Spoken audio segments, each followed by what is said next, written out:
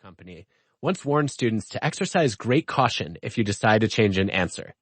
Experience indicates that many students who change answers change to the wrong answer. With all due respect to the lessons of experience, I prefer the rigor of evidence.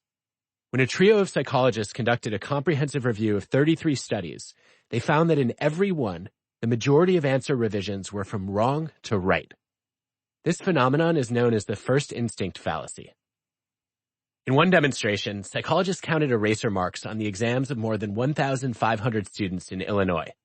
Only a quarter of the changes were from right to wrong, while half were from wrong to right. I've seen it in my own classroom year after year.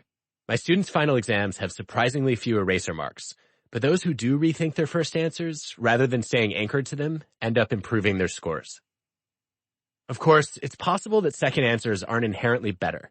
They're only better because students are generally so reluctant to switch that they only make changes when they're fairly confident. But recent studies point to a different explanation. It's not so much changing your answer that improves your score, as considering whether you should change it. We don't just hesitate to rethink our answers. We hesitate at the very idea of rethinking. Take an experiment where hundreds of college students were randomly assigned to learn about the first instinct fallacy. The speaker taught them about the value of changing their minds and gave them advice about when it made sense to do so. On their next two tests, they still weren't any more likely to revise their answers. Part of the problem is cognitive laziness. Some psychologists point out that we're mental misers. We often prefer the ease of hanging on to old views over the difficulty of grappling with new ones. Yet there are also deeper forces behind our resistance to rethinking. Questioning ourselves makes the world more unpredictable. It requires us to admit that the facts may have changed, that what was once right may now be wrong. Reconsidering something we believe deeply can threaten our identities, making it feel as if we're losing a part of ourselves. Rethinking isn't a struggle in every part of our lives. When it comes to our possessions, we update with fervor. We refresh our wardrobes when they go out of style and renovate our kitchens when they're no longer in vogue. When it comes to our knowledge and opinions, though, we tend to stick to our guns. Psychologists call this seizing and freezing. We favor the comfort of conviction over the discomfort of doubt, and we let our beliefs get brittle long before our bones. We laugh at people who still use Windows 95, yet we still cling to opinions that we formed in 1995. We listen to views that make us feel good, instead of ideas that make us think hard.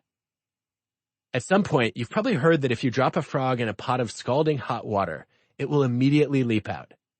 But if you drop the frog in lukewarm water and gradually raise the temperature, the frog will die. It lacks the ability to rethink the situation and doesn't realize the threat until it's too late. I did some research on this popular story recently and discovered a wrinkle. It isn't true.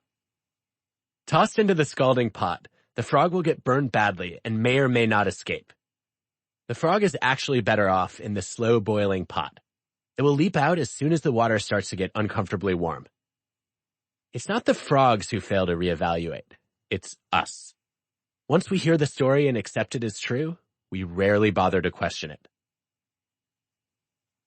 As the Man Gulch wildfire raced toward them, the smoke jumpers had a decision to make. In an ideal world, they would have had enough time to pause, analyze the situation, and evaluate their options. With the fire raging less than 100 yards behind, there was no chance to stop and think.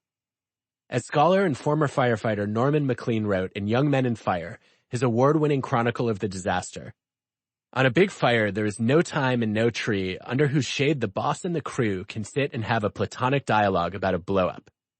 If Socrates had been foreman on the Man Gulch fire, he and his crew would have been cremated while they were sitting there considering it." Dodge didn't survive as a result of thinking slower. He made it out alive thanks to his ability to rethink the situation faster. 12 smoke jumpers paid the ultimate price because Dodge's behavior